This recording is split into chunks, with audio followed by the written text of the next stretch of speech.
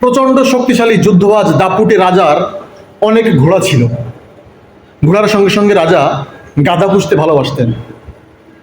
রাজা লক্ষ্য করলেন, যখন তিনি ঘোড়ার রাস্তা বলে যান তখন ঘোড়ারা কম সম্মান করে, আর যখন তিনি গাধাদের রাস্তা বলে যান তখন গাধারা রাজার হাত টাত চেটে চেটে চুটে দিয়ে খুব সম্মান করে। মন্ত্রীরা ওই ব্যাপারটা লক্ষ্য করলেন। কিছুদিন পরে মন্ত্রী রাজাকে বললেন যে, রাজামশাই, এই ঘোড়া বিক্রি করে দিতে হবে, এই ঘোড়ারা সম্মান করে না। মন্ত্রীর কথা মতো পাশের রাজ্যে রাজা দাপুটে যুদ্ধবাজ ঘোড়াগুলো বিক্রি করে দিলেন। কিছুদিন পর পাশের রাজ্যে আক্রমণ করল, আক্রমণ করে খুব সহজেই জয়লাভ করল।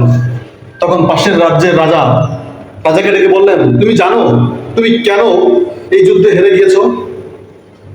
কারণ তুমি তোমার আশেপাশে কিছু গাধা পুষেছ, যেগুলো তোমাকে বুদ্ধি দিয়ে তোমার প্রয়োজনের সময় তোমার সব থেকে বড় শক্তিকে বিক্রি করে দিয়েছে।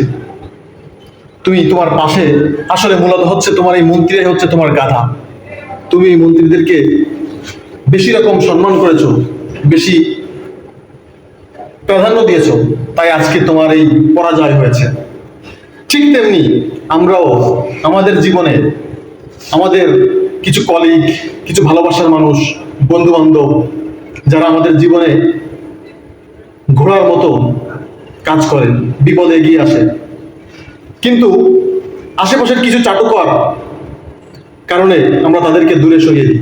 তাই আমাদের জীবনে খুঁজে বের করতে হবে সেই ঘোড়াদেরকে, আর তাদের সঙ্গেই সম্পর্ক রাখতে হবে, আর সম্পর্ক কমিয়ে ফেলতে হবে ওই সব চাটুকর আর গাধাদের সঙ্গে।